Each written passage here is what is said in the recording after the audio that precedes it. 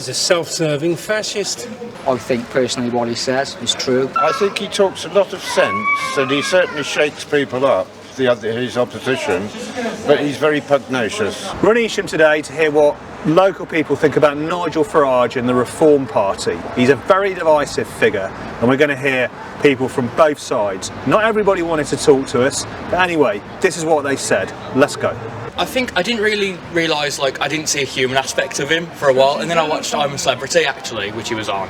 And I think as a guy, he seemed quite okay. He seemed like a guy. He seemed like a guy I'd meet in the pub. That was a very clear aspect of him. I think we've had a Conservative government for a very long time, and we're ready for a change.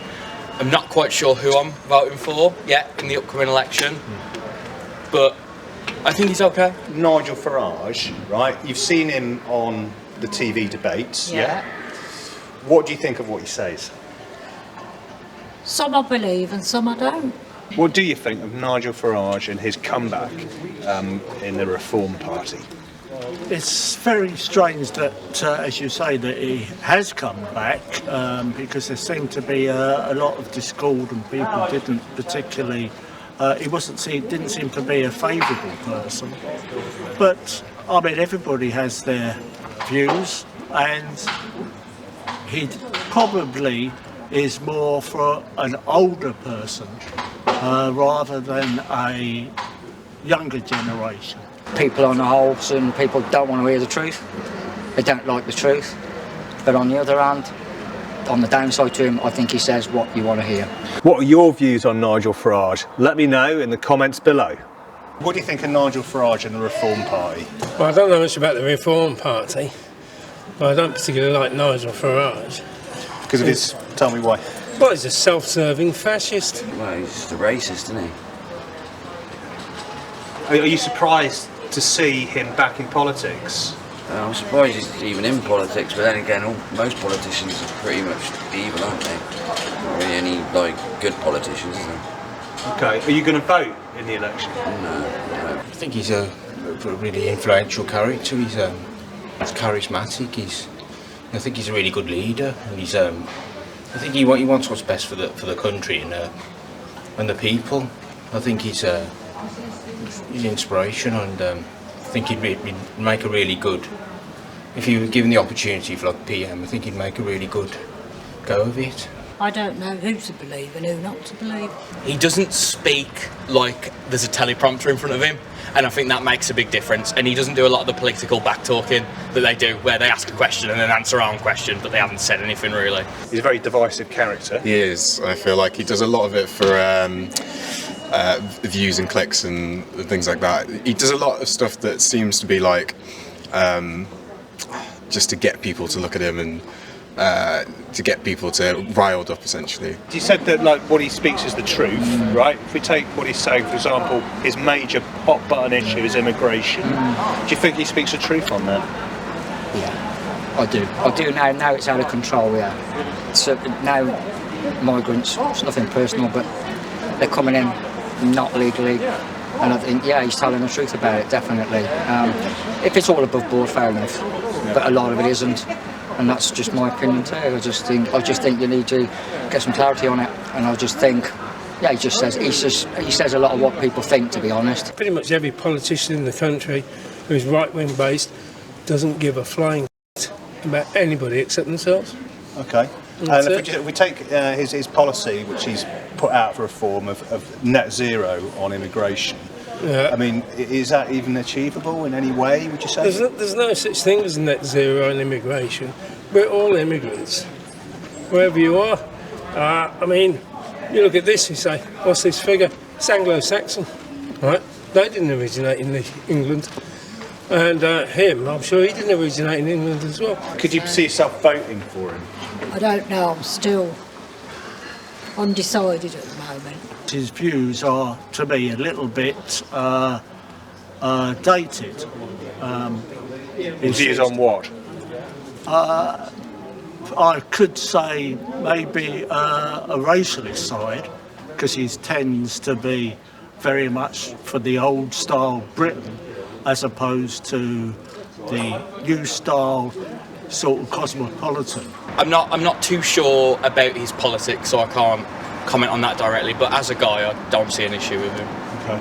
So you could potentially see yourself voting for him and his party this time around? Yeah, I think I'd need to read their manifesto first properly, and I want to make sure I know what I'm voting for. But I think once I checked and saw if his views aligned with mine, then yeah. The policy on immigration, I think if you can clear that one up, you look at the money you're going to save there, Right. and hopefully it's just going to be straightforward with the rest of it. I think he kind of stands up for the forgotten people, because a lot of these mainstream parties now, they've just excluded a lot of people. They're not actually listening to the base. Is there a chance in hell you'll vote for him? Oh yeah, God no. No, never. Could you see yourself voting for him? Good question again. Could I see myself voting for him? On one hand, yes, I could. He's prepared to have a go. On the other hand, as I said to you earlier, he says what you want to hear. But I think they all do that. So, yeah, there's a very good possibility to get my vote, yeah, definitely.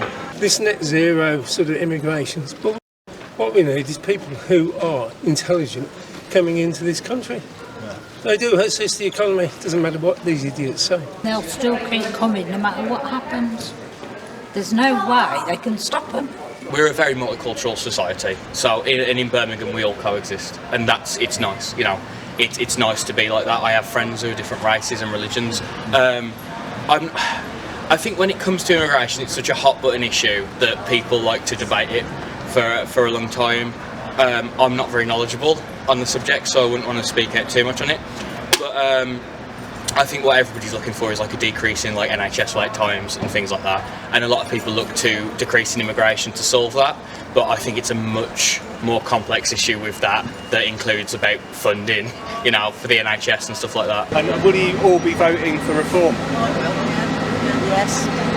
Just before Brexit, when he started to really sort of became quite popular, there was a few things that people, maybe like me and a few other people, thought was maybe ideal, and I think the NHS and the budget for the NHS and leaving the EU to get that money, people saw that as realistic and that's a good idea, but obviously that ends up not turning out the way it should have. And if not Farage, then obviously you're from Evesham. Yeah. This is a Tory seat, is it not? Yeah. Yeah. So, would you be voting them back in? I don't think so, no. So it could be a vote for Reform and Farage, could be a vote for someone else, Labour perhaps. Yeah, I just don't know. I'm very unsure at the moment. Okay. Do you think you'll vote at all?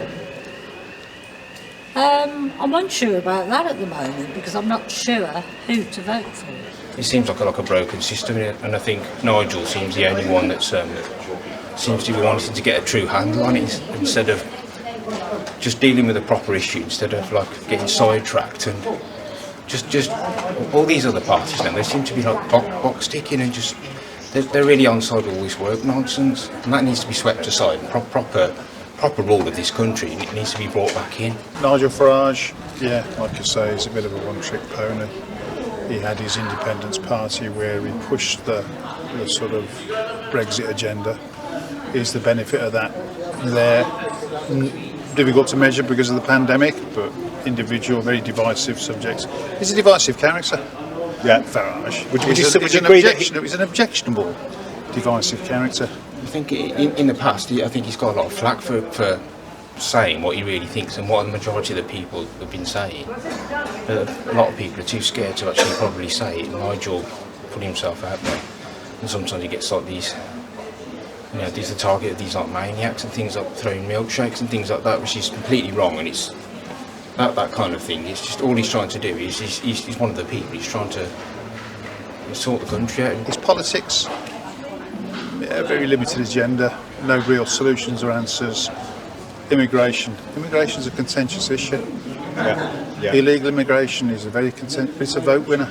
Why do you think it is so contentious? What is it about immigration that rattles the British so much? Because it creates an impression. It's inevitably, statistically, out of the people that come into the country, if they're unvetted, you're going to get the unsavoury characters because that's the statistics. If you look at the situation in Germany where they opened borders for the 1 million Syrians, and out of the 1 million Syrians, how many percentage of them are psychopaths? Okay, we're now going to go to Broadway. It's a totally different setup. It's only 5 miles away, but it's a rich tourist town in the Cotswolds. Hopefully people's views might be a bit different. Let's go. As if by magic, here we are in Broadway. Now, it's a very different vibe here. There's a lot of tourists, and many of them are from overseas. But let's see what people think. Nigel Farage, the Reform Party, is having a political comeback. What do you think of him? He's a f***ing idiot. Man shouldn't be allowed to do it.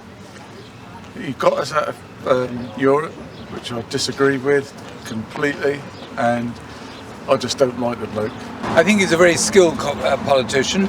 I think he's exerted a disproportionate amount of influence for a single individual, principally unsupported by a party, because although UKIP and Reform have been in the background, he hasn't been speaking on their behalf. I disagree with what he says, but I think it's a good thing that someone says it.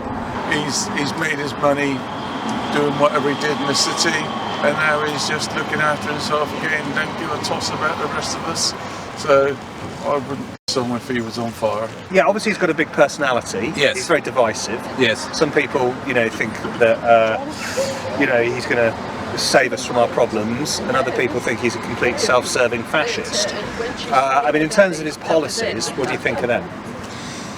The ones that he's voiced so far, I think, broadly are in line with what I'd like to see. So there's a debate in one of the media publications about whether he's a nationalist or a patriot.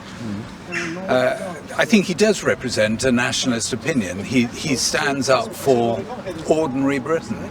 And I think that's a tremendous thing, and it's fairly unusual.